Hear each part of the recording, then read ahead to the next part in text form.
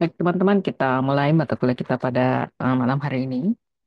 Jadi di pertemuan sebelumnya kita sudah dua kali membahas tentang neoliberalisme. Kita masih membahas lanjutan dari neoliberalisme. Nanti setelah pembahasan liberalisme tentu kita ke sosialisme dan marxisme. Teman-teman perlu mencatat bahwa memang pembahasan neoliberalisme itu adalah pembahasan yang paling panjang. Kenapa dia paling panjang? Karena cara timelinenya masih berlaku sampai sekarang ya, sehingga uh, uh, memang membutuhkan pembahasan yang cukup detail.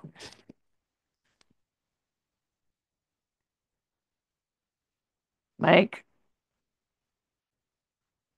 kita masuk pada pembahasan kita lanjutan pada perspektif neoliberalisme. Jadi dalam perspektif neoliberalisme itu teman-teman, nah kalau kita kan membahas tentang liberalisme, jadi semua yang ada kata ismnya itu, jadi kalau kita bicara tentang misalnya liberalisme, ya sorry, ini ada ism di belakang, jadi ini merujuk pada perspektif politik. Nah, perspektif ekonomi dalam neoliberalisme itu disebut dengan neoclassical economics. Nah, sekarang kita bahas tentang perspektif ekonominya, which is basically neoclassical economics.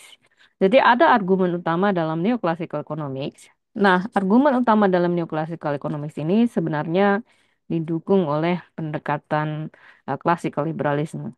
Jadi kita sudah pada bagian sebelumnya sudah membahas tentang classical liberalism. Jadi classical liberalisme ini mengajukan suatu pandangan di mana mereka berargumentasi bahwa pasar itu sepenuhnya kompetitif.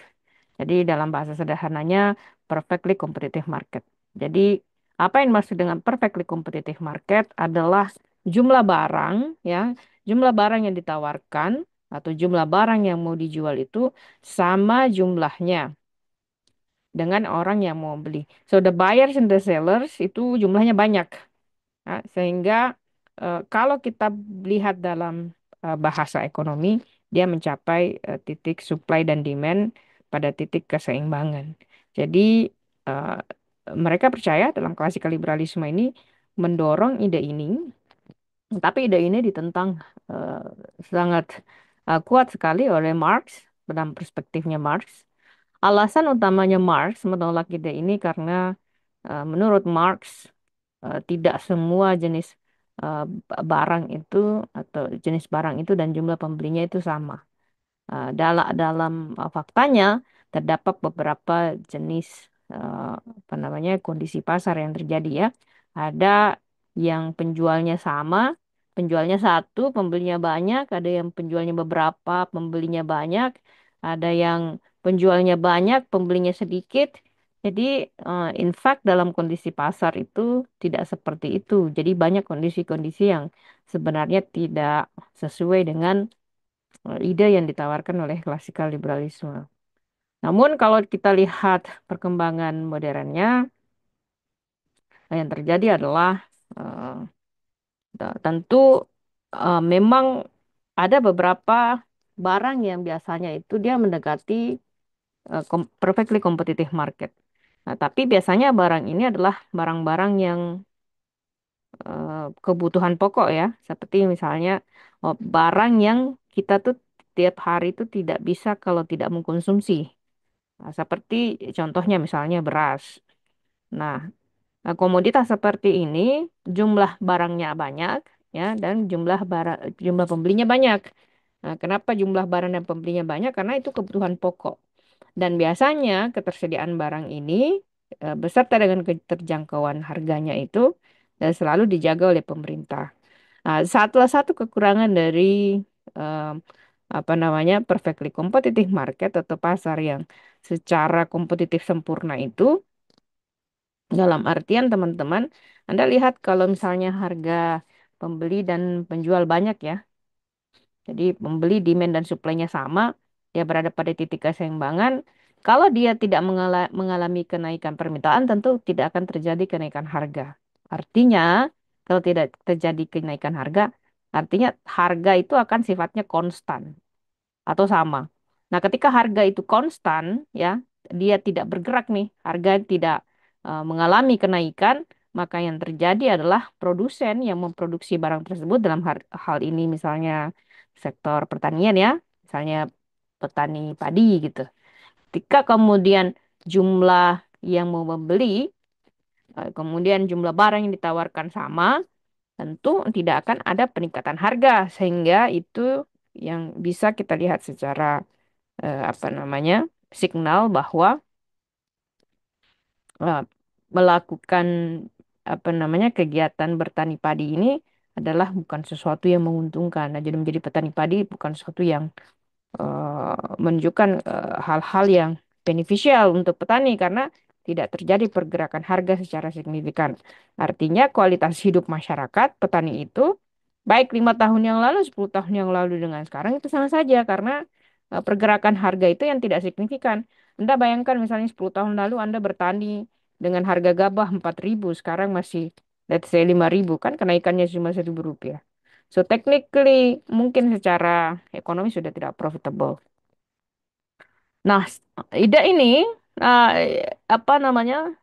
Meski dia ditolak oleh Marx, ide perfectly competitive market ini dia diterima oleh pendekatan neoclassical economy. Ya, jadi kita lihat struktur klasifikasi dalam neoclassical liberalisme. Kita lihat ya, neoclassical liberalisme di sini. Kan pertanyaannya adalah apakah produk yang ditawarkan itu berbeda-beda atau homogen ya? Uh, ada produk differentiated, no or yes. Jadi kalau kita lihat jika produk tidak terdiferensiasi ya, no atau one seller ya. Jadi satu dia produknya tidak didiferensiasi dan penjualnya satu, hanya satu produsen tidak ada substitusi, maka harga ditentukan oleh perusahaan. Jadi kalau misalnya dia eh, ada beberapa penjual, ya, oligopoli itu ada beberapa perusahaan yang menjual atau beberapa produsen atau sedikit produsen, eh, kompetisinya menjadi terbatas. Seringkali biasanya industri ini di oligopoli, modelnya oligopoli ini terjadi model yang kolusi. Atau biasanya itu mereka, kalau pemainnya cuma dua nih perusahaannya ya, contoh mungkin industri pesawat terbang tuh.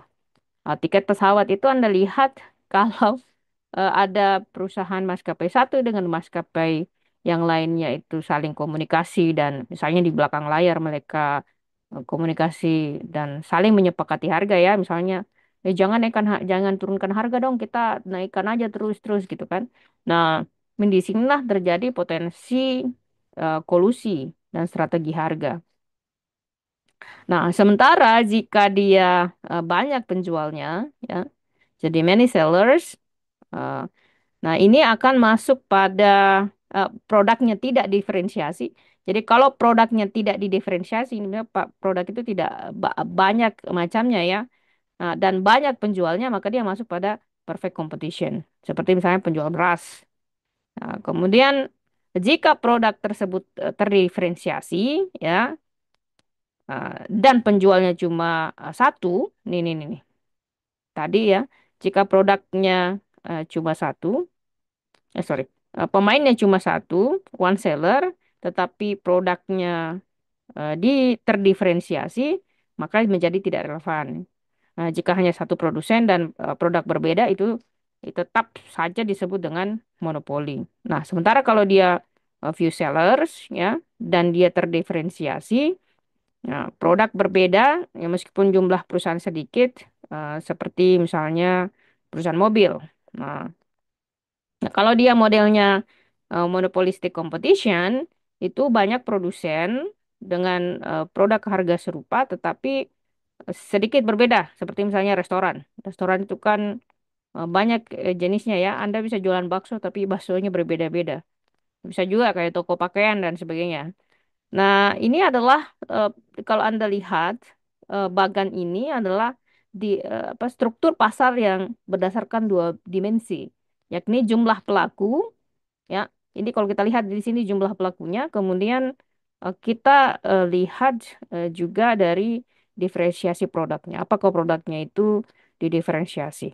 Sebenarnya kalau kita belajar dalam perspektif ini adalah dasar dalam teori ekonomi mikroekonomi klasik ya.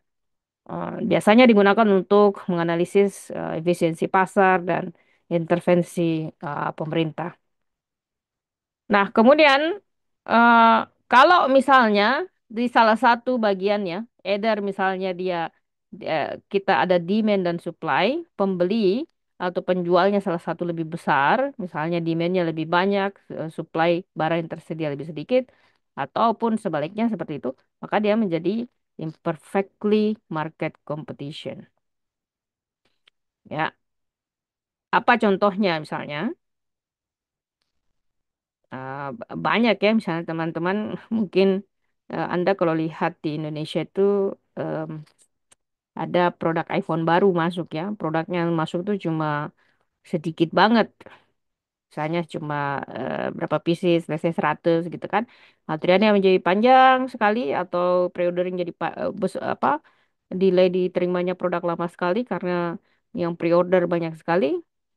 Barang yang tersedia sedikit tapi demand-nya banyak. Nah, ini masuk dalam pengkategorian imperfect market competition atau kompetisi pasar yang tidak sempurna. Nah, inilah sebenarnya secara definitif kita lihat bahwa persaingan pasar tidak sempurna itu merupakan struktur pasar ya di mana satu atau lebih kondisi dari pasar persaingan sempurna itu tidak terpenuhi. Jadi dalam realitas ekonomi memang teman-teman mayoritas pasar di dunia ini modelnya itu pasar tidak sempurna. Karena adanya memang kekuasaan pasar, ada hambatan ya. Setiap kita melakukan usaha itu kan biasanya kan ada aja muncul masalah ya. Adanya kemudian diferensiasi produk dan informasi yang tidak simetris. Misalnya contoh Korea pengen impor jeruk nipis dari Indonesia. Mungkin Anda bingung mencari jeruk nipisnya di mana? Di pasar. Tapi kalau mereka butuh kayak 10 ton misalnya, bagaimana caranya kita mengumpulkan jeruk nipis di pasar dalam jumlah tersebut? Jadi ada hanya beberapa orang yang tahu bagaimana caranya mendapatkan akses informasi itu sehingga informasinya menjadi uh, tidak simetris. Teman-teman, ada beberapa ciri pasar yang tidak sempurna. Ciri pertama adalah tentu ya diferensiasi produk. Jadi produk itu eh, tidak identik, bisa beda merek, bisa beda kualitas atau fitur. Kemudian salah satu contohnya lagi adalah sedikit penjual dan pembelinya dominan ya. Bisa dalam bentuknya monopoli atau juga bisa bentuknya oligopoli. Nah, kemudian harga ini ditentukan oleh produsen biasanya tuh. Jadi harga ditentukan oleh produsen karena dia yang memiliki akses produk tersebut. Nah, jadi dalam hal ini produsen punya kekuatan menetapkan harga dan tidak hanya mengikuti mekanisme pasar. Kalau kita ikut mekanisme pasar kan kalau harga itu ditentukan oleh apa negosiasi yang terjadi di pasar. Kemudian hambatan masuk pasar yang tinggi ya. Misalnya biayanya besar, kemudian regulasinya ketat atau teknologi yang dibutuhkan itu lumayan advance sehingga membuat pemain baru itu sulit. Ya, kemudian yang ciri terakhir adalah tentu ya tadi ya informasinya tidak sempurna. Jadi konsumen dan produsen ini tidak memiliki informasi yang lengkap. Teman-teman perlu melihat ya, kalau tadi kita belajar tentang monopoli, tentu monopoli itu adalah satu perusahaan menguasai seluruh pasar ya tanpa adanya pesaing. Siapa apa contohnya seperti PLN, kemudian perusahaan air minum ya. Kalau BBM kan tidak, sudah tidak ya. Kemudian kalau oligopoli ini teman-teman itu beberapa perusahaan. Jadi ada beberapa perusahaan yang terkait di sini, tetapi perusahaan ini besar ya, mendominasi dan bisa saling mempengaruhi harga di sini. Dan biasanya ini masuk seperti industri mobil, kemudian operator seluler, industri penerbangan. Sementara kalau dia persaingan monopolistik atau monopolistic competition, ini banyak penjual, tapi produknya serupa, dibedakan dengan merek dan fungsi.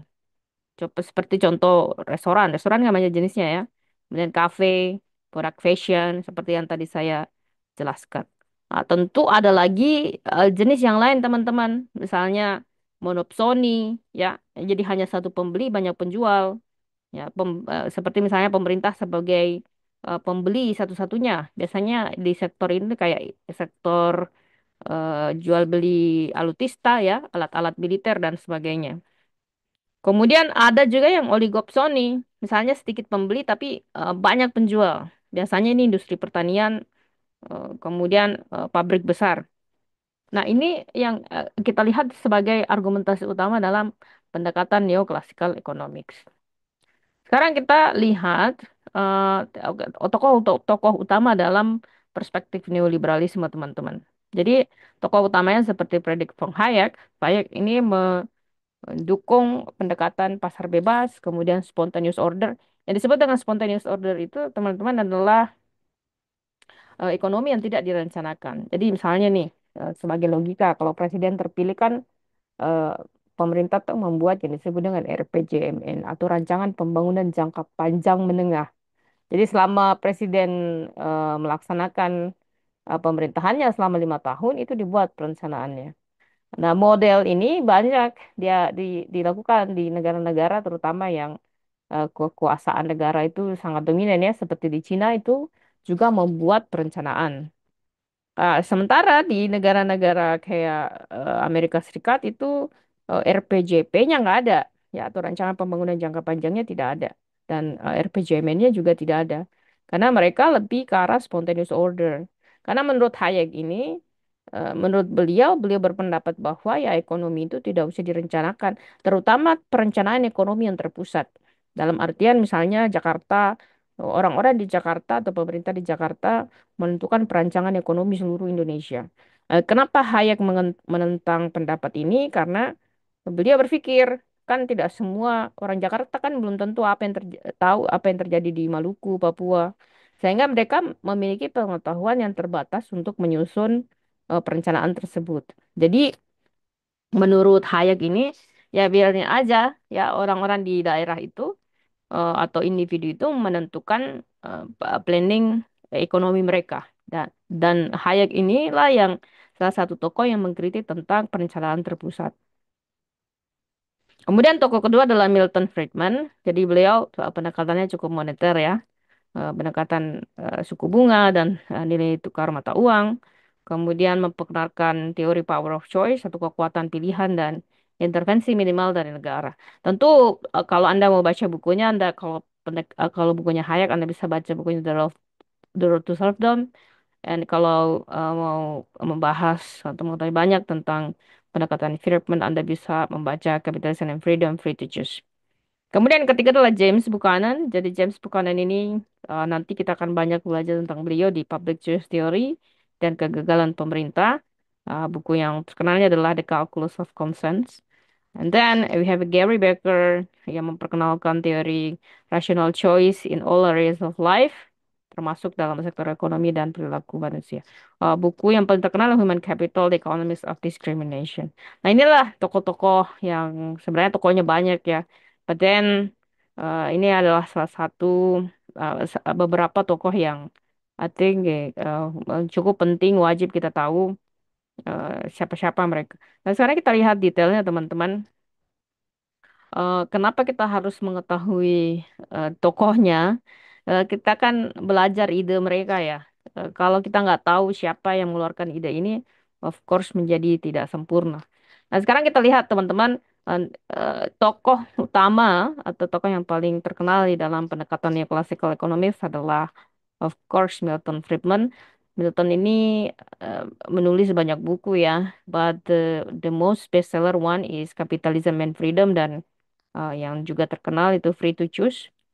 Uh, jadi dari bukunya Free to Choose ini keluarlah teori Power of Choice. Nah, buku ini ditulis bersama istri beliau.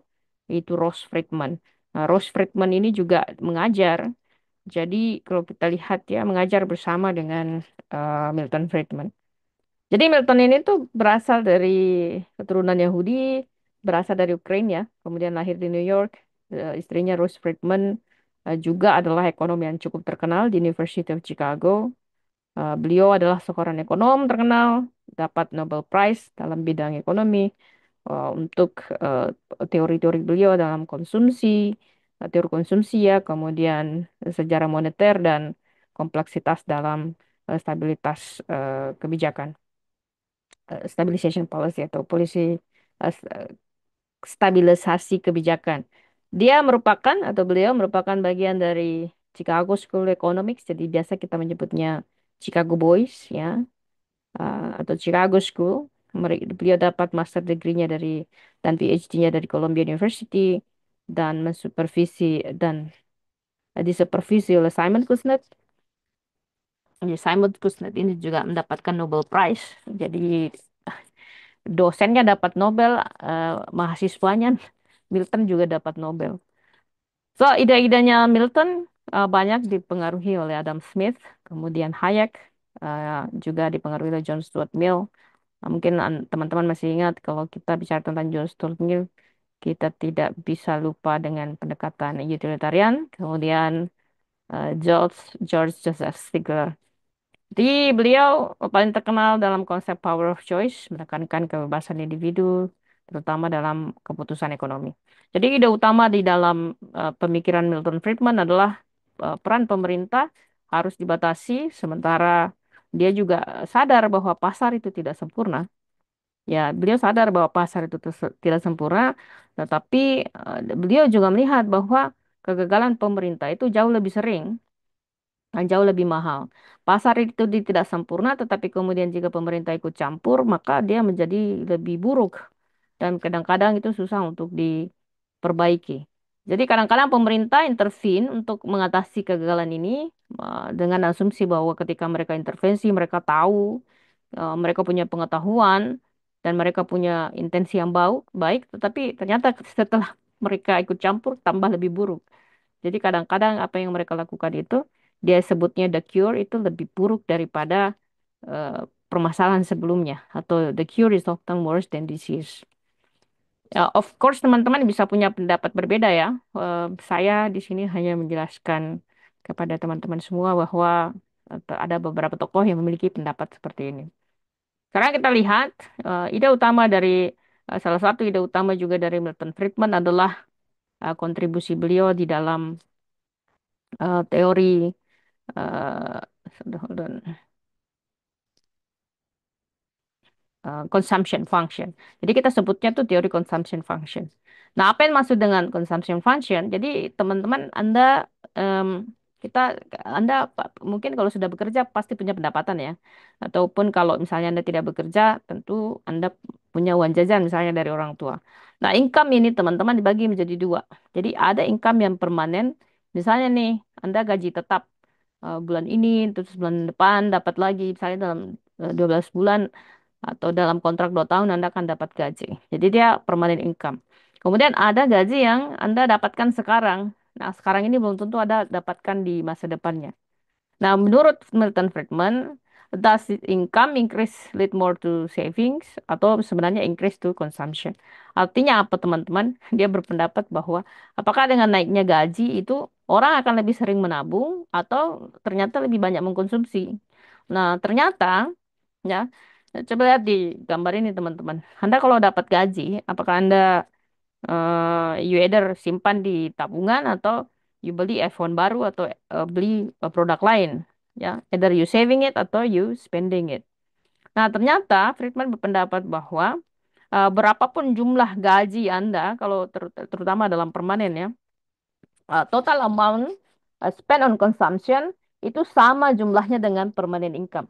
Jadi kalau Anda punya pendapatan di sini 2 juta atau pendapatan Anda 10 juta, terdapat kecenderungan Anda akan menghabiskan seluruh gaji Anda ini. Eh, gitu. Nah, itu yang dilihat dari pendekatannya Friedman. Nah, secara logika sederhana, kenapa Friedman berpendapat bahwa kalau Anda punya gaji tetap, ya, belanja Anda lebih banyak, ternyata bukan saving yang lebih banyak.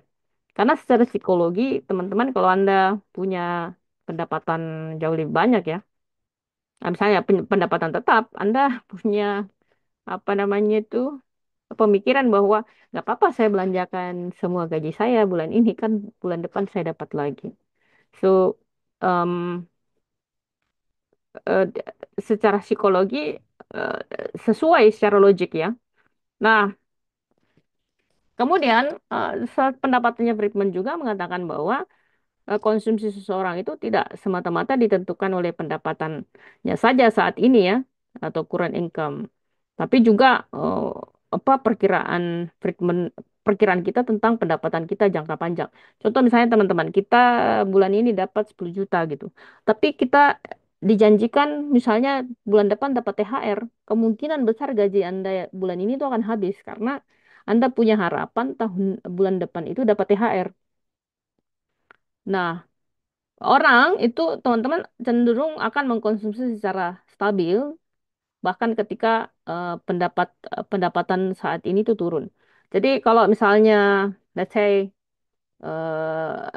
Anda dapat gaji 10 juta bulan ini, bulan lalu, kemudian tiba-tiba bulan ini Anda turun karena terjadi efisiensi, Anda hanya dapat 5 juta. Biasanya tuh Anda apa belanjanya tuh akan tetap stabil, ya.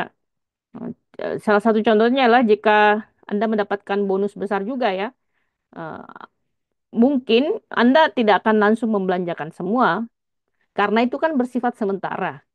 Ya, tapi kalau total gaji Anda misalnya nih contoh teman-teman ya, Anda misalnya bulan bulan depan, let's say puasa dan Lebaran kan, Anda dapat gaji tetap tuh, misalnya 10 juta gitu, dapat bonus THR misalnya 10 juta.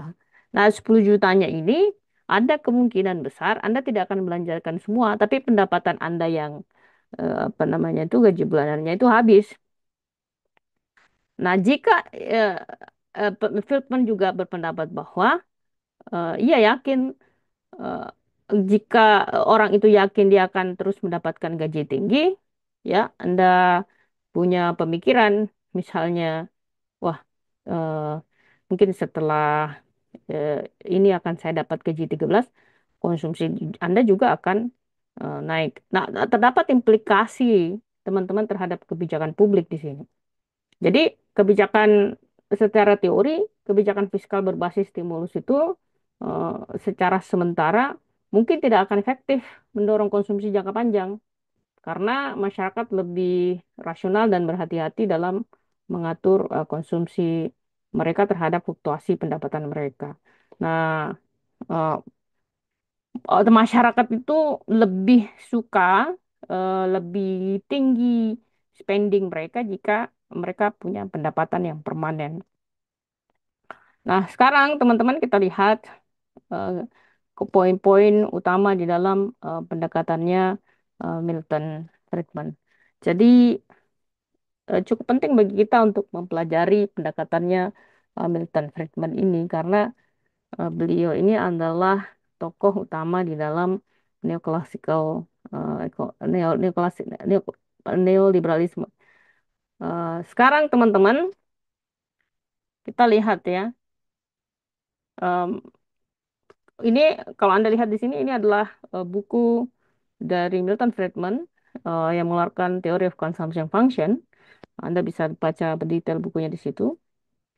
Jadi kita lihat fungsi konsumsi, kita lihat hasil dari eh, apa namanya ekstraksi dari buku ini adalah fungsi konsumsi tentu consumption function model atau fungsi model konsumsi itu menjelaskan bagaimana konsumsi rumah tangga eh, berubah ya sesuai dengan pendapatan.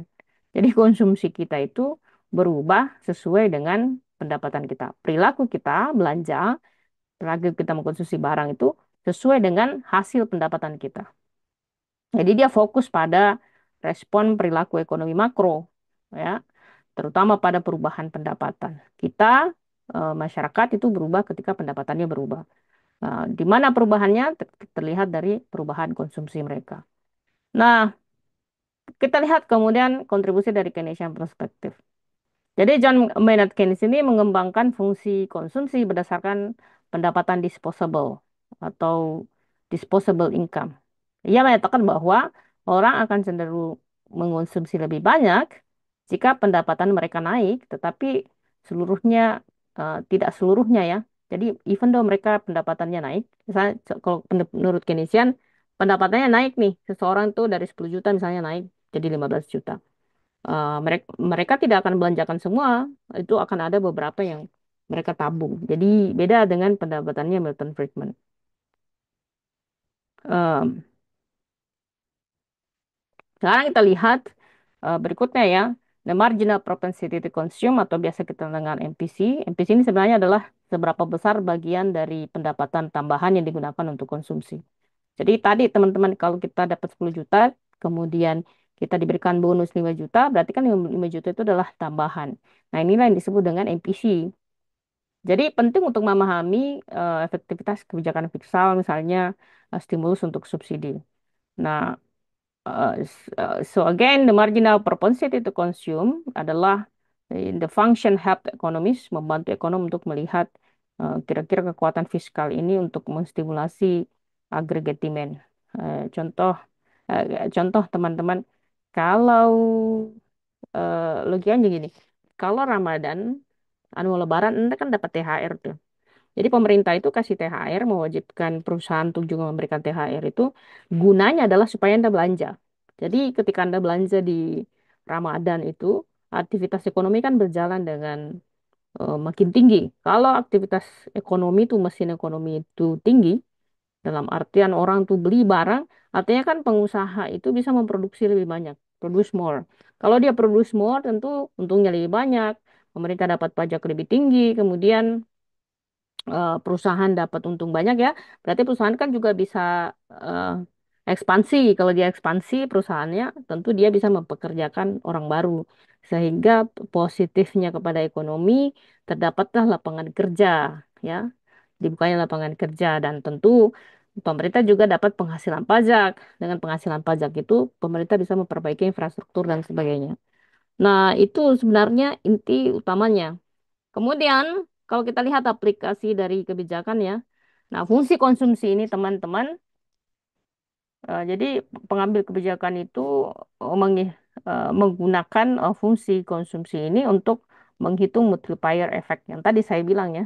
Kalau kita belanja, pengusaha dapat untung, kalau untung pendapatan pajak tinggi, fasilitas masih bagus, dan tentu perusahaan bisa eh, apa namanya membuka lapangan kerja. Jadi ini juga akan melihat bisa memprediksi pertumbuhan ekonomi kita dan juga menentukan kebijakan perpajakan dan transfer kebijakan ya. Nah, pengembangan teori oleh Modigliani dan Friedman, kalau sementara kalau Franco Modigliani itu kita kenal dengan life cycle hypothesis. Jadi orang itu merencanakan konsumsi berdasarkan fase hidup. Misalnya orang muda itu belanja apa dan biasanya kalau tua itu menghabiskan. You may agree or disagree dengan teori ini ya. Karena ada juga yang orang tuh tidak sama sekali tidak punya perencanaan belanja. Kemudian kalau menurut Friedman memperkenalkan teori yang disebut dengan permanent income hypothesis. Nah, apa yang dimaksud dengan permanent income hypothesis? Yaitu konsumsi itu lebih dipengaruhi oleh pendapatan permanen. Nah, jadi konsumsi kita itu dipengaruhi oleh pendapatan permanen kita. Nah, tadi ya teman-teman, dalam arti Anda dapat gaji itu bulan ini, di bulan depan itu berdasarkan Anda sudah tahu bahwa dalam 12 bulan Anda akan dapat gaji. Jadi konsumsi kita itu akan dipengaruhi oleh pendapatan permanen kita. Jadi dalam jangka panjang daripada pendapatan kita hari ini. Jadi sebenarnya kalau menurut teori Milton Friedman ini apa yang dilakukan pemerintah memberikan THR itu tidak efektif ya. Berbeda kalau kita lihat dalam eh, perspektif lain. Jadi apa yang bisa kita simpulkan teman-teman dari pandangan ini? Teori konsumsi tidak hanya soal berapa uang yang kita punya saat ini ya, tapi juga soal ekspektasi kita di masa depan dan perencanaan hidup. Jadi kalau ekspektasi kita di bulan depan, so di tahun depan mungkin saya dapat gaji, kenaikan gaji dan sebagainya, tentu kita lebih positif. Kalau kita lebih positif, biasanya konsumsinya jadi lebih bagus. Nah, teori Keynesian cocok untuk jangka pendek, ya kayak tadi tuh kalau Ramadan kasih THR. Tapi kalau teorinya Milton Friedman ini dan teorinya Modigliani ini menekankan pentingnya dimensi waktu atau intertemporal choice. Jadi orang apa keputusannya itu dipengaruhi oleh pandangan dia di masa depan. Sekarang teman-teman kita lihat penjelasan berikutnya. Jadi masih pendapatnya Friedman. Jadi Friedman ini percaya bahwa the value of theory, yaitu nilai dari suatu teori itu bergantung dari bagaimana kita bisa memprediksi hasil dari teori tersebut. Jadi hasilnya, bagaimana kita memproduksi hasilnya ya.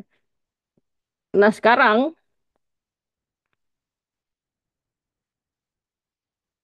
kita lihat ya, dia kadang-kadang memframingkan isu atau apa namanya menyederhanakan isu itu dengan menggunakan hipotesis. Jadi selalu ada hipotesis. Kalau kita lihat ada hipotesis X, which is basically di sini adalah independent variable, seperti misalnya gaji minimum. X-nya adalah gaji minimum. Kemudian Y-nya adalah dependent variable atau efek dampak ya.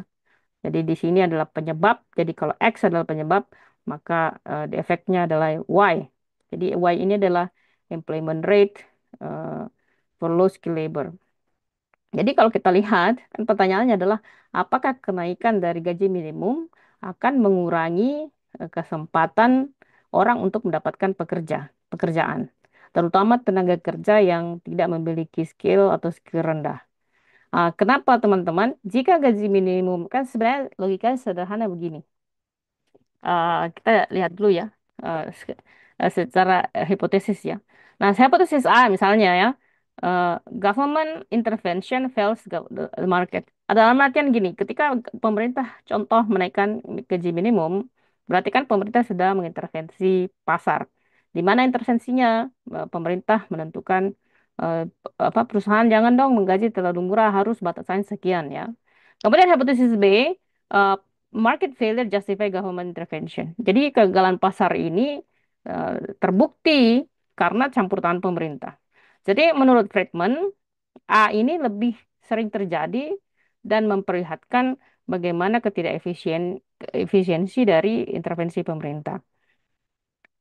Nah, jadi hipotesis A, government intervention fights the market, ini menurut Milton paling tepat. And hipotesis B, market are more efficient without government intervention. Jadi pasar jauh lebih efisien tanpa campur tangan pemerintah. Both of work, ya. Nah, sekarang kita lihat secara analoginya. Kenapa kenaikan gaji minimum itu mengurangi eh, kesempatan bagi tenaga kerja yang tidak memiliki skill tinggi itu untuk mendapatkan pekerjaan. Sebenarnya logika sederhananya begini, teman-teman. Jika gaji orang yang lulusan SD, SMP, SMA itu tinggi, ya, dalam artian tenaga kerja low skill, low education ini tinggi gajinya, itu perusahaan tidak akan mau gaji karena menjadi tidak kompetitif, ya. Karena kalau misalnya eh, yang di bawah saja gajinya tinggi, how is that possible gitu perusahaan mau gaji dengan eh, biaya tinggi gitu kan? Kemungkinan besar apa yang terjadi adalah perusahaan akan meninggalkan tempat itu, dia akan cari tempat baru. Jadi eh, ini kita bisa pahami secara teoritikal ya, kenapa mungkin Anda melihat dampak dari apa namanya tekanan kepada pemerintah untuk selalu menaikkan gaji sementara apa namanya kemampuan eh, perusahaan itu tidak align dengan kondisi apa namanya kondisi pasar yang sedang terjadi. Teman-teman, pasar itu tidak punya moralitas. Ya, they don't care, what they care is basically profit. So, ketika kemudian tekanan pemerintah kepada pasar untuk selalu menaikkan gaji, maka more likely ini akan eh, membebani pasar ya. Nah, mungkin penjelasannya seperti itu. Kalau misalnya ada yang kurang paham, silahkan Anda bertanya ya. Sekarang kita lihat market logiknya ya teman-teman. Jadi kita bagi menjadi logika pasar dengan logika pemerintah. Kalau logika pasar itu kan pasti pengen untung. Sementara kalau logika pemerintah pasti dia pengen masyarakat sejahtera. Misalnya kenaikan gaji ya. Ah, kalau market kalau naik gaji pasti jengkel dia. Kalau pemerintah naik gaji bukan urusannya pemerintah kan. Dia mah kasih beban kepada pasar. Kalau pemerintah mau memaksa pasar untuk menaikkan gaji, pemerintah mah senang-senang aja karena tidak di mereka tidak terbebani. Nah, masyarakat senang ya mereka didukung oleh masyarakat tentu of course for them is a happy things ya. But usually market itu tidak suka hal tersebut. Karena kenapa? Perusahaan ini kan selalu pengen maksimal profit ya. Jadi kenaikan gaji minimum ini tentu akan menyebabkan kenaikan biaya tenaga kerja. Mereka akan mengurangi mempekerjakan orang. Kalau tadi ya kita lihat secara hipotetikal misalnya, kalau gaji minimum tinggi, orang yang skill rendah ini tidak akan dia akan susah cari pekerjaan karena perusahaan kan mengurangi jumlah orang yang mereka pekerjakan. Karena kemungkinan besar terjadi layoff ya atau pengurangan tenaga kerja. Kemudian Friedman berpendapat bahwa hasil dari pasar ini menunjukkan terjadinya voluntary agreements atau kesepakatan secara sukarela. Intervensi ke dalam gaji ini merusak kontrak tenaga kerja dan menciptakan pengangguran, terutama untuk orang-orang muda dan untuk tenaga kerja yang dengan skill rendah. Sementara kalau pemerintah, kita lihat pemerintah itu selalu memastikan masyarakat itu sejahtera, ya, kehidupan minimumnya tercapai, tapi kadang-kadang juga mereka sibuk. Nah, ada juga yang korupsi ya. Mereka menentukan set wage floor atau eh, gaji minimum ya untuk memproteksi pekerja dalam tujuan untuk supaya tidak terjadi kemiskinan dan ketimpangan. Tetapi ya counter argumennya kita lihat kalaupun pemerintah pengen melakukan hal seperti itu, sebenarnya bisa saja, tetapi eh, harus transparan dan harus bersih, clean dalam artian tanggung jawab itu kan juga ada dalam pemerintah. Jadi government harus bertindak untuk melindungi terutama masyarakat-masyarakat yang vulnerable, terutama dari tindakan eksploitasi dan tentu memastikan terjadinya keadilan ekonomi. Nah, ini yang terjadi kemudian di sektor garmen gitu, teman-teman. Eh, Kita lihat seperti sektor tekstil kita, eh, kita lihat ya banyaknya orang dirumahkan teman-teman. Nah, ini disebabkan tentu pendapat apa aspeknya banyak ya yang menyebabkan seperti eh, banyaknya impor yang masuk, thrifting atau kemudian berkurangnya demand global. Kemarin juga ketika terjadi apa namanya COVID, itu kan perusahaan sudah membukin banyak tuh. Misalnya mereka bikin baju banyak. Tiba-tiba COVID nih, perusahaan sudah melakukan pembelian, dikirim tuh barang misalnya ke Amerika, ke Eropa dan sebagainya. Tapi barang itu tidak terjual. Sementara perusahaan ini sudah melakukan order. Nah, delay-delay seperti ini yang menyebabkan perusahaan itu sudah mengeluarkan uang tapi tidak mendapatkan pendapatan. Dan ini akan berdampak, tidak akan berdampak pada tahun ini, tetapi tahun depan itu demand mereka tidak akan melakukan demand lagi. Contoh misalnya nih ya, contoh ketika COVID nih, di tahun 2022 misalnya, di 2021 itu mereka sudah bikin order ke perusahaan supaya misalnya jahit baju sekian, let's say 1 juta pieces gitu kan. Kemudian tiba-tiba COVID nih, berarti 1 juta pieces itu kan sudah dibayar, tapi tidak bisa terjual. Nah, di tahun 2023, teman-teman, mereka tidak akan melakukan lagi pembelian karena masih ada sisa barang yang tidak bisa terjual. Ini yang menyebabkan kita lihat terjadinya pengurangan demand dari luar. Jadi demand permintaan dari sana itu memang kurang. Nah, kemudian apa yang dilakukan pemerintah itu mengeluarkan kebijakan yang disebut dengan relaksasi impor, terutama regulasi nomor 8 tahun 2024. Itu merusak pasar. Kita lihat juga misalnya sektor elektronik ya, itu ada beberapa penutupan, kemudian perusahaan Adis dan PT Victory itu melakukan pemotongan biaya karena terjadi perpindahan permintaan, kemudian kebijakan pemerintah itu terkait dengan regulasi tenaga kerja itu bisa menyebabkan cost cutting ya, penurunan pemotongan biaya. Sekarang kita lihat di semua sektor manufaktur itu kita lihat banyak sekali orang yang dirumahkan di 2024 ada 77.000, 2025 ada 60.000. Jadi memang terjadi slowdown. Eh, saya kurang memahami, mungkin kalau saya secara personal tidak merasakan ya, tapi saya tidak tahu di teman-teman semua apakah merasakan hal tersebut. Jadi memang terjadi perlambatan ekonomi sekarang. Anda mungkin merasakan tidak seperti kemarin ya. Eh, nah, tentu pemerintah sebenarnya bisa melakukan banyak hal. Tapi salah satu yang perlu dilihat adalah jika pemerintah terlalu banyak ikut campur dalam pasar, misalnya meregulasi minimum wage law, kemudian regulatory complexity, orang pun akan agak malas masuk ke Indonesia. Dan perusahaan-perusahaan ini tentu akan mencari wilayah-wilayah yang jauh lebih murah dan lalu jauh lebih gampang. Nah, sekarang kita lihat salah satu contohnya, teman-teman, misalnya nih ya, peraturan Peraturan Menteri Perdagangan Nomor 8 tahun 2024 tentang perubahan ketiga atas Peraturan Menteri Perdagangan Nomor 36 tahun 2023 tentang kebijakan dan pengaturan impor. Impor ini penting teman-teman kalau diatur. Kalau misalnya market kita di eh, dibuka sebebas-bebasnya itu akan berat karena apa namanya industri dalam negeri itu tidak akan mampu berkompetisi. Kita lihat contohnya teman-teman. Anda lihat di gambar ya. Eh, Misalnya orang, ini yang terjadi di Indonesia. Mungkin Anda sering thrifting atau beli baju tuh yang murah banget harganya. Apa yang terjadi teman-teman? Itu kalau dia beli barang dari luar, let's say dia beli dari negara A, kita tidak perlu menyebut nama ya. Barang ini dimasukkan di dalam kontainer.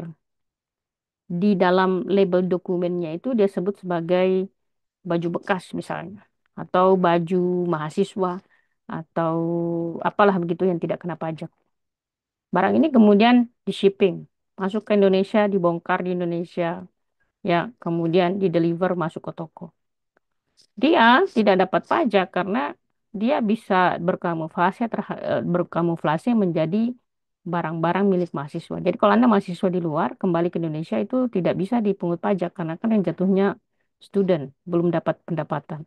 Nah, kondisi-kondisi begini yang sering terjadi. Kemudian kalau kita lihat dalam kontainer ini kan kalau kita mengecek satu-satu juga berat ya. Nah, kadang-kadang ini menjadi celah. Nah, sekarang kita lihat analisa SWOT dari peraturan Menteri Perdagangan ini atau Permendak ini. Jadi ada kelebihannya sebenarnya. Kelebihannya adalah penyederhanaan prosedur impor bagi barang kiriman pribadi dan migran. Jadi tadi ya pekerja-pekerja migran itu kalau dia kirim barang kan dia bebas biaya tuh. Tapi kadang-kadang juga disertakan barang-barang yang mau dijual lagi di Indonesia. Kemudian tentu peningkatan fleksibilitas untuk pelaku usaha dan dengan pengecualian NIB untuk kategori tertentu. Eh, Kemudian dia juga memberikan ruang untuk percepatan logistik dan kepabeanan ya melalui relaksasi ketentuan verifikasi teknis. Ada kelemahannya, sekarang kita lihat. Kelemahannya apa? Tadi di dalam kontainer itu bisa dimasukkan. Kita nggak tahu dia masukkan barang apa di sini. Ternyata bukan barangnya dia, dia mau jualan ya. Ya, itu bisa aja terjadi.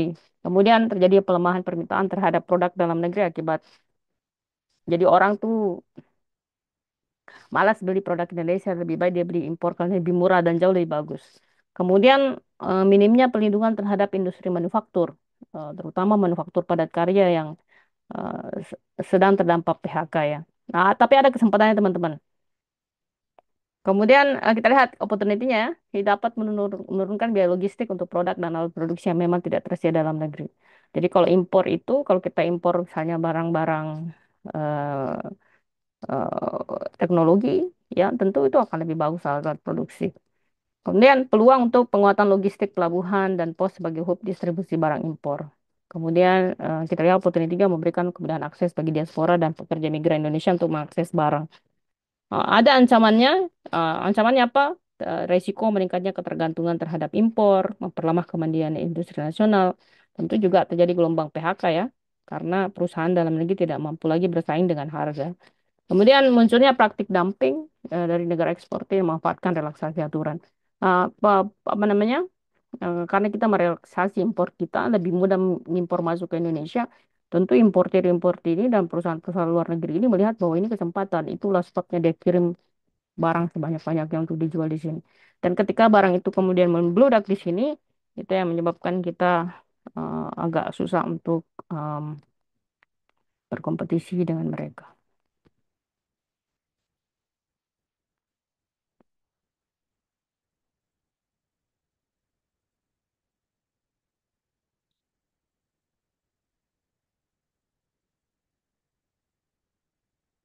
Eh, Sekarang kita lihat tokoh-tokohnya teman-teman. Salah satu tokoh lainnya adalah Friedrich August von Hayek. Jadi beliau adalah Austrian Economics. Jadi eh, eh, ba- beliau ekonomi yang mengerti kebebasan, which is bisa dia influence pada ekonomi. Ide-idenya beliau ini itu mempengaruhi em, makroekonomi modern ya.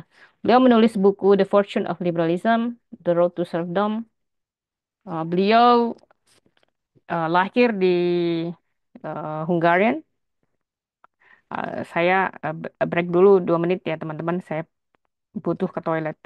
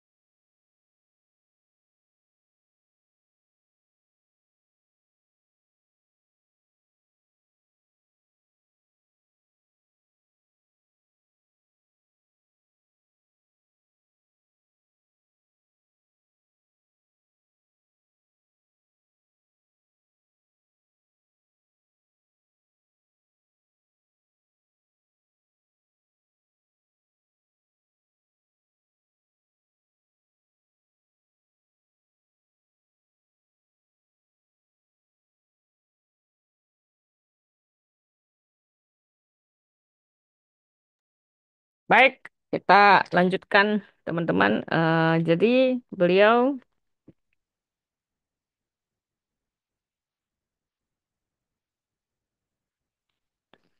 jadi kita kembali ya. Friedrich August von Hayek ini itu di sekitar di abad ke-19 atau 1800-an. Beliau lahir dari keluarga aristokrat ya, orang kaya, terdidik. Beliau orang kaya sebenarnya. Dan bapaknya itu banyak mempengaruhi pemikiran beliau, terutama dalam bidang ekonomi dan filosofi. Beliau kuliah dan lulus dari University of Vienna, jurusannya Psychology and Economics, tapi eh, doktornya dalam bidang hukum politik eh, itu diambil di Austria. Dan beliau berkarir di LSE dan juga berkarir di University of Chicago. Beliau mengajar ekonomi, politik, psikologi, filosofi, dan filosofi of science. Beliau bekerja di LSE tahun 1931 dan University Chicago dan menangkan Nobel Prize di tahun 1974. Uh, Teori beliau yang paling terkenal adalah supply side theory. Jadi, uh, quick keywords dari August von Hayek ini, halal the road to serfdom tadi kita sebutkan ya di awal, kemudian Constitution of Liberty, law legislation liberty, price production, and etc. etc. Sekarang kita lihat kontribusi utama dari Hayek terhadap pemikiran neoliberal dan klasikal, pemikiran klasikal liberal. Nah, pertama teman-teman, kontribusi pertamanya adalah spontaneous order. Jadi Hayek berpendapat bahwa pasar dan order keteraturan sosial itu berlangsung secara spontan melalui aksi individu, tidak melalui desain terpusat. Jadi segala sesuatu itu terjadi secara alamiahnya, tidak perlu ada yang mengatur. Nah, tadi saya sudah jelaskan ya. Dan menurut dia, kebebasan itu berasal, order keteraturan itu berasal dari kebebasan. Kemudian masalah knowledge atau knowledge problem. Jadi tidak menurut dia tidak ada satupun perencana atau orang yang membuat perencanaan itu mengetahui atau memiliki semua pengetahuan, terutama untuk mengalokasikan sumber daya secara efisien. Oleh karena itu menurut dia pasar adalah mekanisme yang paling sempurna karena harga ini mengcapture dan mengkomunikasikan eh, pengetahuan tersebut. Jadi contoh misalnya teman-teman kalau harga naik kan kita bisa mendeteksi, kita bisa menduga nih kenapa harga naik. Apakah demand-nya kurang, apakah supply-nya sedikit, dan sebagainya. Kemudian dia mengkritik terhadap sosialisme, terutama dalam bukunya The Road to Serfdom di 1944, dia mewanti-wanti pemerintah bahwa perencanaan ekonomi perintah itu akan membawa pada pendekatan totalitarianisme. Jadi pendekatan pusat yang dipaksakan ya secara sepihak. Kemudian the rule of law atau penegakan hukum, Hayek menegaskan bahwa masyarakat yang bebas harus diperintah by general laws atau peraturan yang tidak terlalu spesifik, tapi di general aja. Karena salah satu contoh misalnya teman-teman, kalau Anda mengatur AI hari ini, pemerintah mengatur AI yang hari ini, bulan depan itu mungkin AI sudah berubah lagi tuh, ada lagi update barunya dan sebagainya. Jadi peraturan itu tidak pernah catch up dengan perubahan teknologi. Sementara kalau pemerintah itu bikin aturan, itu kan butuh setahun, 2 tahun. Hari ini diketok, besok berubah lagi ininya, kondisi teknologi dan sebagainya, berubah lagi aturannya tambah berat ya. So, not arbitrary, nor arbitrary state command, tidak berdasarkan pada uh, apa perintah pemerintah negara yang terlalu spesifik. Jadi ini didesain, peraturan itu didesain untuk bisa memastikan terjadinya kita bisa memprediksi nih bahwa ini tidak akan dikekang, kemudian berdasarkan pada kebebasan. Kemudian liberty and market. Jadi Hayek eh, mempertahankan atau menegaskan kebebasan individu rasa sempurna sebagai fondasi paling penting terhadap inovasi, progres, dan memproteksi nilai-nilai supremasi sipil ya. Kemudian supply side thinking, dia meng-highlight pentingnya produksi dan formasi modal over government led demand. Eh, di atas eh, apa namanya ya, kontrol pemerintah untuk menciptakan demand. Ini cukup apa namanya sangat bertentangan dengan pendapatnya Keynesian yang tentu akan kita pelajari pada pertemuan-pertemuan berikutnya. Jadi kalau Keynesian itu kan berpendapat bahwa kalau terjadi permasalahan ekonomi, pemerintah belanja atau kasih uang kepada masyarakat, kasih insentif kepada masyarakat supaya masyarakat itu tuh mau belanja. Tadi ya logikanya ya, kalau masyarakat belanja, bisnis bagus, dia produksi, pemerintah dapat apa, pajak, kemudian perusahaan juga bisa ekspansi dan sebagainya.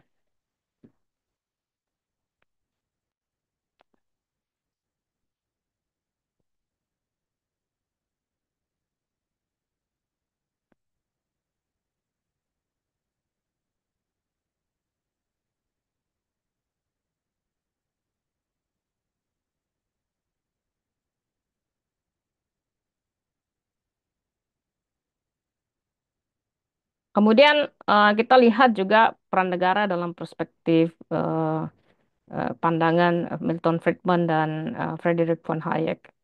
Sekarang kita lihat ada 5 aspek peran negara ya, termasuk hukum dan keteraturan.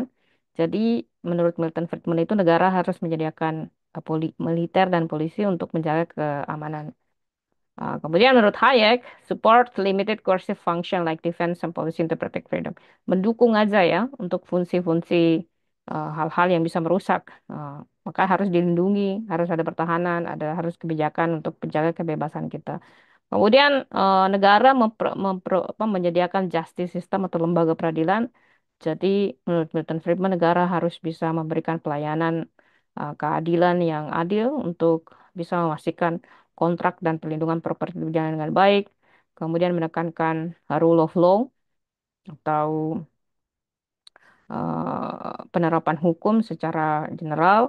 Eh, jadi hukum ini yang tadi saya jelaskan harus bisa predictable, harus bisa berlaku untuk semua, dan opposes arbitrary state power. Jangan ke negara itu menjadi terlalu eh, overpowering atau terlalu berkuasa.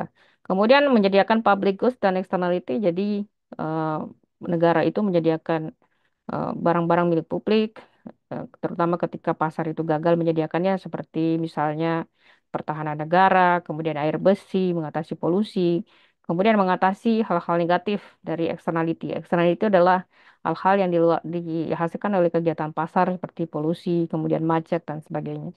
Kalau Friedrich Hayek itu tidak terlalu suka kalau pemerintah menyediakan public goods ya. So dia skeptis karena menurut Hayek itu market dan itu jauh lebih bagus dalam menyediakan public goods. Ya, contoh sederhana teman-teman, kalau menurut Hayek itu ya nggak perlu pemerintah bikin sekolah, swasta aja yang bikin. Tugas pemerintah itu hanya memastikan semua orang sekolah. Kemudian protection of vulnerable groups yang memproteksi orang-orang yang vulnerable, seperti misalnya menurut Friedman memproteksi anak-anak, kemudian orang-orang yang ada disabilitas, kemudian low limited social safety net seperti memberikan support basic kepada orang miskin. Kalau Hayek ini tidak suka ya hal tersebut karena dia merasa bahwa kalau orang dibantu itu orang miskin itu dibantu dia akan tergantungan dan tentu eh, itu akan menyebabkan a loss of freedom dan itu juga akan membuat orang yang membayar pajak itu tidak mendapatkan keadilan karena mereka kan bekerja keras ya. Jadi kalau mereka bekerja keras itu seharusnya gaji pajak pajak yang mereka bayarkan itu harusnya bermanfaat buat mereka.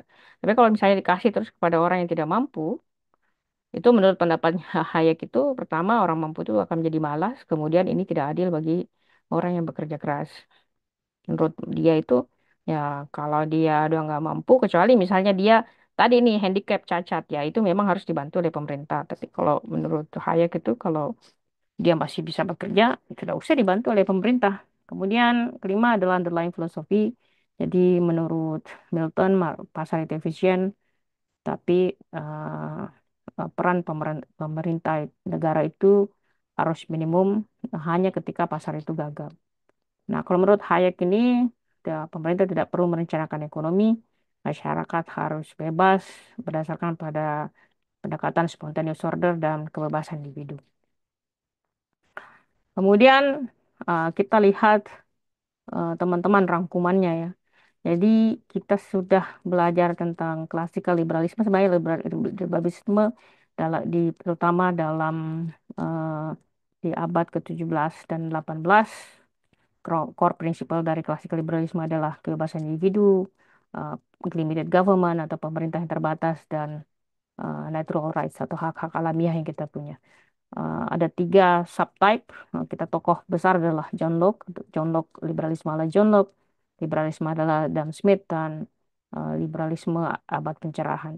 Tokoh-tokoh yang tadi ya, John Locke, seperti John Locke ya, ide utamanya adalah natural rights. Kita sudah bahas pada awal pertemuan, kemudian hak pemilikan properti, dan konsen kita untuk diperintah. Jadi kita harus konsen untuk diperintah. Nah, dia pemikirannya dia mempengaruhi teori-teori politik dan hukum, sementara pendekatan Adam Smith mendekankan pasar bebas, moral sentiment, invisible hand, dan ini mempengaruhi teori ekonomi. Kemudian abad pencerahan seperti misalnya Montesquieu dan Voltaire menekankan separation of power. Separation of power itu maka ada legislatif, eksekutif, dan judikatif. Kemudian sekularisme, pemisahan negara dari agama dan kebebasan individu. Dan pemikiran liberalisme pencerahan ini mempengaruhi filosofi-filosofi politik. Kemudian kita lihat neoklassikal liberalisme di abad ke-19. Inti utama pemikiran dari neoklasik liberalisme ini adalah kebebasan, bebas dari paksaan, negative liberty, dan individualisme ekonomi. Eh, kita lihat subtype-nya seperti utilitarian liberalisme dari pendekatan John Stuart Mill dan Jeremy Bentham. Penekanannya adalah greatest harm. Prinsipal greatest happiness itu dalam artian begini bahasa sederhananya. Kita tidak satu kebijakan itu tidak mungkin menyenangkan semua orang. Pasti ada orang yang dirugikan dari kebijakan itu. Nah, tugas pemerintah adalah memastikan jangan sampai orang yang dirugikan itu mendapatkan kerugian yang besar. Nah, era-era yang dipengaruhi seperti misalnya hukum, etik, dan demokrasi. Kemudian ketika adalah dua adalah liberalisme ekonomi. Tokohnya seperti David Ricardo, Frederick Bastiat memperkenalkan comparative advantage. Comparative advantage itu sebenarnya secara sederhana teman-teman adalah teori yang menjelaskan atau menegaskan bahwa kita itu apa suatu negara itu kalau dia memiliki keunggulan, misalnya Indonesia memiliki sumber daya alam, Singapura kan nggak punya. Berarti itu menjadi keunggulan advantage tiga, ya, keunggulan pembanding kita dengan Singapura. Kemudian free trade ini mempengaruhi pemikiran klasikal ekonomi dan yang ketiga adalah Manchester liberalisme atau liberalisme ala Manchester. Tokoh-tokohnya seperti Richard Cobden, M. Bright. Beliau memperkenalkan anti-imperialisme, kemudian laissez-faire, dan ini mempengaruhi liberalisme ala British. Kemudian yang terakhir adalah yang tadi kita bahas secara panjang. Kita belajar tentang neoliberalisme di abad ke-20 sampai sekarang. Prinsipal utamanya adalah market sebagai penentu ya. Eh, jadi bukan negara di sini. Kemudian reinvention of liberalism under global capitalism.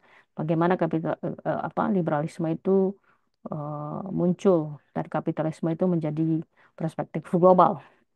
Uh, Subtype-nya seperti Austrian neoliberalisme, tokoh-tokohnya Hayek, Mises, Korea dia tadi sudah dijelaskan, Spontaneous Order, anti-sosialisme, dan penegakan hukum. Ini mempengaruhi perspektif hukum dan anti-Keynesian. Kemudian kedua adalah Chicago School neoliberalisme atau neoliberalisme adalah ala Universitas Chicago atau orang-orang yang kuliah di Chicago ya. Tokoh-tokohnya seperti Milton Friedman, Gary Becker, pendekatan monetarism, rational choice theory dan regulasi. Rational choice theory ini berasumsi bahwa semua manusia itu rasional. Nah, dia berpengaruh terhadap pendekatan privatisasi. Jadi perusahaan itu sebaik baik tidak ada BUMN, diprivatisasi saja karena mereka lebih tahu kembali pada pendekatan rational choice theory ini. Kemudian Orde Liberalisme ala Jerman, tokoh-tokohnya seperti Walter Eucken, Brambom ya. Jadi eh, negara yang kuat memastikan terjadi kompetisi, nggak ada hukum kompetisi, menghasilkan hukum kompetisi dan peraturan anti kartel. Kemudian keempat, konsensus Washington menghasilkan IMF, Bank Dunia, dan US Treasury. Ide utamanya adalah structural adjustment atau adjustment secara struktur, kemudian fiscal austerity, bantuan secara keuangan ya kepada negara-negara yang membutuhkan, kemudian dia berpengaruh terhadap global South Development Policy. Kemudian yang kelima adalah globalist neoliberalism atau sering-sering yang berhubungan dengan WTO, pasar perdagangan bebas, kemudian World Economic Forum. Jadi ide utamanya adalah semua barang itu harus bebas berpindah dari suatu negara ke negara lain, baik itu kapital dan juga investasi. Muncul dalam strategi kebijakan mempengaruhi liberalisasi perdagangan dan foreign direct investment FDI inflow atau masuknya foreign direct investment. Kemudian yang terakhir adalah authoritarian neoliberalism, tokohnya seperti Pinochet. Kemudian dia berpendapat bahwa market upheld via state coercion. Eh, Market itu kalau terlalu besar dia akan menyebabkan orang itu tidak punya ruang untuk berdemokrasi. Dia mempengaruhi austerity dan surveillance capitalism. Jadi kapitalisme yang mengawasi kita. Saya berikan contoh seperti surveillance capitalism itu teman-teman kayak Facebook itu kan atau Instagram atau semua sosial media itu kan punya data pribadi Anda ya. Atau mungkin sekarang ChatGPT punya data pribadi Anda. Kalau Anda orang yang sering pakai ChatGPT terus curhat di ChatGPT itu kan artinya Anda perusahaan itu punya data Anda secara detail. So, you imagine kalau perusahaan besar itu memiliki data seluruh orang dengan secara detail, baik di perspektif mood, pendidikan, kemampuan intelektual, tentu mereka bisa mendesain marketing, apa menjual barang dan sebagainya sesuai dengan desire mereka. So that is basically going to be mind blowing ya. Oke. Nah, kita lihat juga ya, kalau kita lihat eh, permasalahan ekonomi itu kan sebenarnya teman-teman hanya bisa dilihat dari tiga aspek ya, baik itu supply side, distribusi, dan demand. Jadi kalau enggak produksinya batal, distribusinya yang nggak bisa, transportasinya barang itu ditransportasikan nggak bisa, atau lebih mahal, atau yang konsumsi itu nggak ada. Jadi masalah ekonomi itu selalu terfokus pada supply side, tokoh-tokoh. Jadi kalaupun kita pengen mengatasi masalah ekonomi ini juga bisa kita atasi ya, apakah dari demand-nya, apakah dari distribusinya, atau apakah dari supply-nya. Nah, ada tokoh-tokoh seperti kalau supply side yang menganjurkan seperti Friedrich von Hayek, Jet Baptiste, and Robert Luckels. Kemudian kalau masalah distribusi, seperti misalnya Amartya Sen yang mengatakan bahwa permasalahan ekonomi itu sebenarnya ada distribusi, atau Mas Piketty dan John Robinson. Kalau ekonom yang mengatakan enggak, masalahnya itu ada di demand-nya, ya, maka Anda akan harus baca buku-bukunya John Maynard Keynes, Paul Samuelson, dan Milton Friedman. Nah, solusi-solusinya selalu kalau Hayek misalnya ya sudah perbaiki supply-nya. Kalau kayak Amartya Sen, Thomas Piketty, perbaiki distribusinya. Kalau John Maynard Keynes selalu bilang perbaiki dari segi demand-nya. So, this is all differences, perbedaan bagaimana kita melihat permasalahan dalam sektor ekonomi.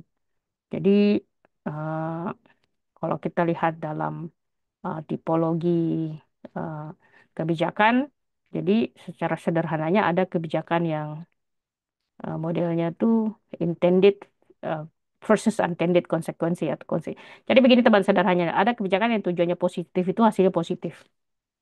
Seperti misalnya bikin jalan, mengurangi kemacetan, good ya, bagus. Jadi tujuannya positif, hasilnya positif. Ada kebijakan yang tujuannya positif, hasilnya negatif. Misalnya tujuan positif menaikkan gaji, tapi ternyata ini menyebabkan perusahaan rusak. Kemudian ada perusahaan, ada kebijakan yang sifatnya itu tujuannya negatif, tapi ternyata hasilnya positif. Seperti misalnya pajak karbon ini menyakiti orang-orang yang membuat polusi, tapi satu sisi itu menyebabkan orang melakukan inovasi besar-besaran dalam sektor ekonomi hijau. Kemudian ada kebijakan yang tujuannya negatif, hasilnya negatif ya. Seperti misalnya kebijakan untuk mengontrol harga, untuk ini banyak terjadi di Eropa ya.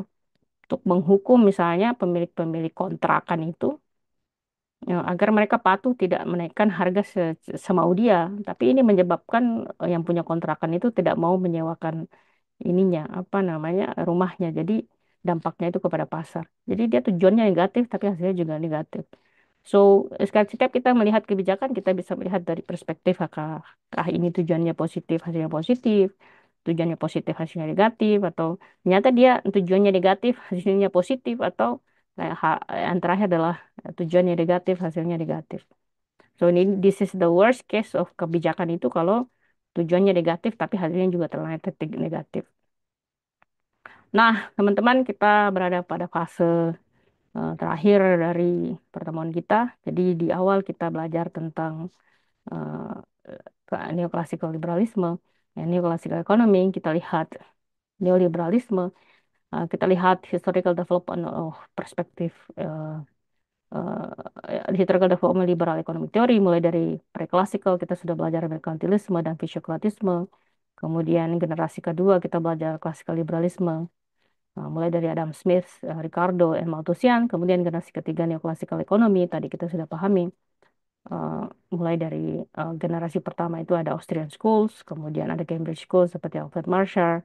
Kemudian generasi kedua neoclassical imperfect market theories, masuk seperti John Robinson dan Pierre Schaeffer. Kemudian keempat, Keynesian economics yang kita akan pelajari setelah belajar Marxist. Tokoh utamanya adalah John Maynard Keynes dan Tentu kalau kita lihat fase terakhir adalah new idea, heterodox approach. Jadi baik generasi kedua, ketiga, dan keempat ini disebut dengan orthodox economics. Nah, generasi terakhir itu menghasilkan disebut dengan ekonomi perilaku atau behavior economy, feminist economy, dan perspektif libertarian. Nah, inilah kalau kita bicara tentang timeline liberalisme, inilah generasi yang tentu kita akan pelajari. Tapi teman-teman, satu catatan utama adalah Keynesian ini menjadi sangat spesial. Jadi karena idenya sangat diadopsi luar biasa, maka dia keluar dari perspektif liberalisme ini dibahas menjadi satu bagian tertentu. Nah, inilah akhir pembahasan kita teman-teman tentang perspektif liberalisme. Di pertemuan berikutnya tentu kita akan belajar tentang ekonomi politik sosialisme dan Marxisme dan melihat perkembangan ide dari evolusi ide ini. Apakah ada yang ingin ditanyakan? Silahkan. Eh, Mungkin singkat saja sih. Yang soal internet sama unintended consequences itu kan lebih tepatnya itu adalah consequences itu kan kalau dalam hal unintended consequences itu bukannya itu kan kalau kita ngelihat secara kebijakan em, itu kan secara teknis dan tergantung dengan keadaan, tapi juga dalam beberapa aspek juga itu adanya bukan kesalahan sih, mungkin gagalnya foresight ya ataupun em, berpikir secara jangka panjang terhadap konsekuensi dari kebijakan. Nah, itu berarti itu apakah itu bisa dibilang unintended consequence itu sebenarnya juga lebih tepatnya adalah kesalahan government juga atau mungkin dalam hal tidak bisa memprediksi em, semua konsekuensi yang ada atau emang itu jadi 100% faktor X gitu loh yang tidak bisa diprediksi secara em, antisipatif gitu. Oke, coba saya jawab dengan sederhana ya. Kalau berdasarkan pengalaman saya, gini, ini juga Anda bisa Google sebenarnya. Kebijakan itu ada kebijakan yang memang pesanan. Jadi dalam artian ada misalnya pelaku pasar yang pengen kebijakan itu dibuat. Misalnya nih ya, tokoh-tokoh ekonom datang atau pelaku pasar datang ke pemerintah mengatakan bikin dong seperti ini, kita mau seperti ini ya. Itu sebenarnya hal yang sangat biasa dilakukan. Kenapa biasa? Karena teman-teman pemerintah itu kan tidak boleh hanya melayani masyarakat, tapi dia juga harus melayani pasar. Jadi harus balance. Warga negara itu kan tidak hanya masyarakat biasa, tapi juga pelaku pasar.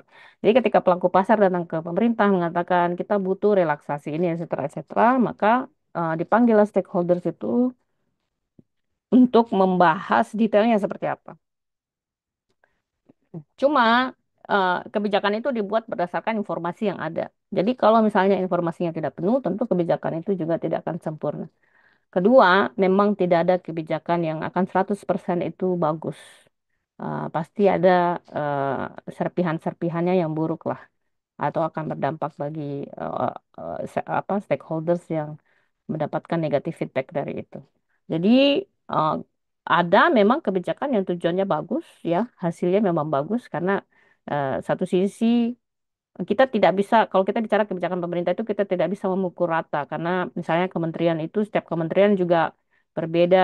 Ada kementerian yang sangat bagus. Kita lihat juga pemerintah daerah itu ada pemerintah daerah yang sangat bagus ya. Kayak misalnya Jakarta itu kalau dibanding dari seluruh pemerintah Indonesia juga sangat bagus ya. Tapi kalau misalnya kita bandingkan dengan pemerintah daerah di wilayah Indonesia Timur, tentu akan jauh ya. Mungkin hasil kebijakan dihasilkan seperti tujuannya negatif, hasil negatif bisa muncul di wilayah itu. Tentu eh, jawabannya tidak kita tidak bisa menghasilkan resep yang sederhana, tapi tergantung dari kompleksitasnya, kecakapan birokrasi, pengetahuan pengambil kebijakan, berapa orang yang mau datang kemudian sharing kepada pemerintah, openness-nya kepada pemerintah, eagerness-nya, pengetahuan masyarakat itu sendiri itu semua berkontribusi terhadap hasil dari kebijakan yang dihasilkan oleh pemerintah. Apakah ada pemerintah yang niatnya jahat, hasilnya jahat? Pasti ada ya. Orang yang korupsi itu kan berarti dia sebenarnya niatnya jahat. Atau dia bikin eh, keputusan supaya let's say misalnya tendering hanya kepada perusahaan yang dia dapat apa namanya additional fee di situ, itu juga pasti buruk. So, iya ya di Indonesia itu menjadi laboratorium pengambilan kebijakan yang paling sempurna, I think, karena ada yang bagus, ada yang sangat tidak bagus, semuanya ada di kita. Mungkin seperti itu, Bugi. Bugi ya. Ya, kalau TKDN itu kan sebenarnya kan juga satu paket kan. Ada yang positif positif, positif negatif, ada yang Heeh. kayaknya antara dua itu aja sih soalnya kayak apa ya TKDN ya mungkin nomor tiga juga bisa sih negatif positif, positif juga kayak in some aspects juga. Kalau pandangan Miss bagaimana? Tapi TKDN bagus sebenarnya. Eh, jadi kalau kita contoh sederhana ya, kita kalau mau beli iPhone kan harus ada aspek dalam negerinya. Cuma begini, kita itu yang membuat kita, saya begini, TKDN itu kan kita sebenarnya memaksa apa perusahaan itu, kalau dia mau jualan di Indonesia, kok jangan jualan lah, kok ambil barang dari kok punya negara terus kok jual semua utuh-utuh di sini. Maksudnya kok bawa juga lah, saya your knowledge, your technology di Indonesia supaya kita juga bisa belajar, eh, supaya kita juga ada pekerjaan dan sebagainya kan. Itu sebenarnya inti dari tujuan TKDN itu. Nah, dampaknya apa ke ini? Dampak negatifnya pasti ada. Apa negatifnya misalnya? Ya kalau apa namanya produk-produk yang dia nggak peduli, nggak usah lah masuk di Indonesia, berarti kan konsumen tidak dapat akses terhadap produk tersebut ya. As simple as fact seperti kemarin iPhone 16 itu nggak bisa masuk di Indonesia karena tidak terpenuhi TKDN-nya. Siapa yang rugi di situ? Ya konsumen karena dia nggak bisa beli produk tersebut. Itu salah satu aspeknya yang negatif ya. Tapi kalau pendapat saya pribadi itu bagus banget itu TKDN.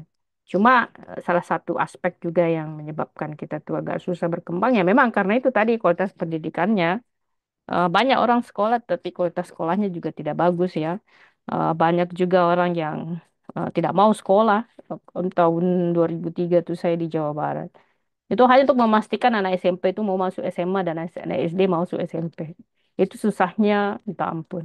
So, kita masih di situ ya, sementara orang sudah bicara tentang pengembangan teknologi, AI, robotics, you name it lah. Kita masih memaksakan orang untuk sekolah aja dulu.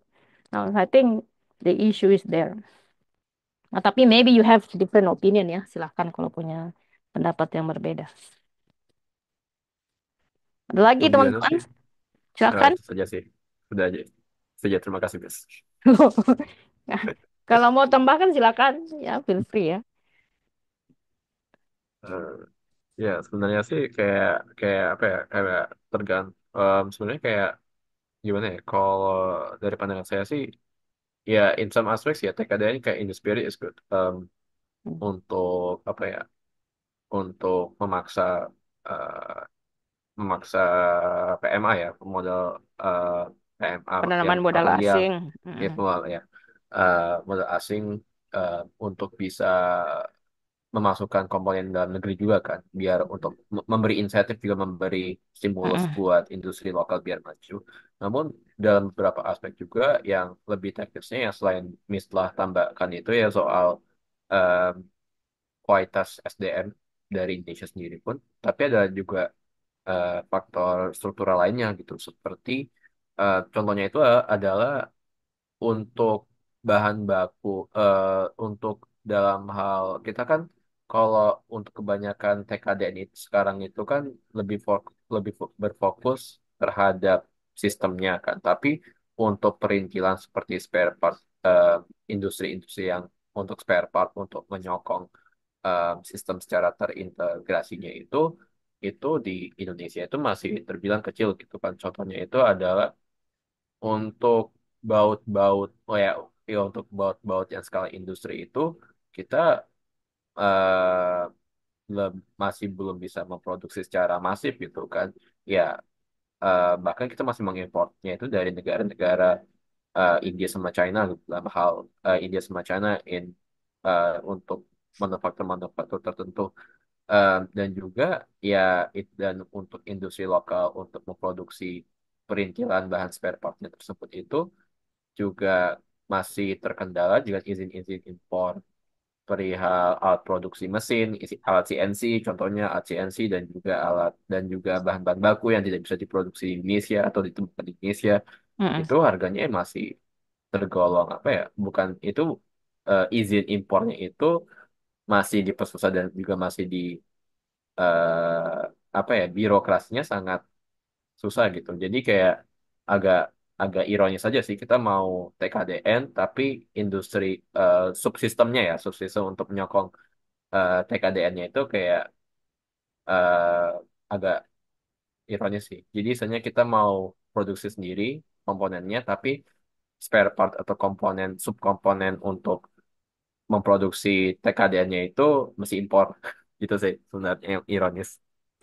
Ya, I think saya sepakat ya. Pasti itu terjadi di lapangan. Sebenarnya yang habis sebenarnya Cina itu sebenarnya sudah tidak butuh ya kita ya karena mereka itu punya integrasi industri itu yang luar biasa. Jadi salah satu alasan kenapa Apple tuh di Foxconn dia mengontrak Foxconn di Cina itu karena you mau butuh apapun ada di sana gitu. Spare partnya semua ada di sana. Jadi the more integrated industry. Sebenarnya itu sudah ingin dilakukan oleh pemerintah. Makanya kan ada kawasan ekonomi khusus, kawasan industri. Ya cuma gitu. Masalahnya kan juga pertama tadi sumber daya manusia ya. Kedua juga kualitas pengusahanya. Ya pengusaha kalau sudah dia tidak terlalu terdidik juga agak susah ya. Maksudnya kualitas eagerness-nya juga pengusaha tersebut. Tapi ya sebagai starting point pasti tidak ada yang sempurna. Bahwa ada niatnya begitu, I think it's already good menurut saya sih. Dibanding sama sekali nggak ada, ya lebih parah lagi ya. Menurut saya seperti itu. Ada lagi yang lain, silahkan. Pada esensinya sih saya sepakat ya dengan pendapatmu. Ada Eh, lain? saya mau nanya sebenarnya penasaran aja deh Bu. Ini Mm-mm. pembahasan terakhir tadi itu ada gak sih kayak negara yang masih pakai apa sih yang tadi yang demo apa lupa lagi nama itunya yang apa Apa? nek siar sisma apa itu Apanya tuh? yang soal apa sih lupa namanya Nesia sisma apa itu yang soal perdagangan ya tadi ya saya lupa namanya lagi. Software perdagangan. Bukan yang sebelumnya yang ajaran itu Keynesian. ya Keynesian ada gak ya contohnya negara mana? Ada kita Keynesian. Keynesian itu sebenarnya nama orang, namanya John Maynard Keynes. Dia Hmm. punya teori namanya karena dia saking terkenalnya disebut dengan Keynesian teori. Nanti itu kita akan belajar sebenarnya satu sesi hanya belajar Keynesian. Jadi kita belajar dulu yang ini. Nah, Keynesian itu dari Inggris. Yang memakai pendekatan Keynesian itu banyak negara yang menggunakan termasuk Indonesia. Salah satu contoh itu THR. THR itu pendekatan Keynesian. Masih Bu. Ada lagi teman-teman?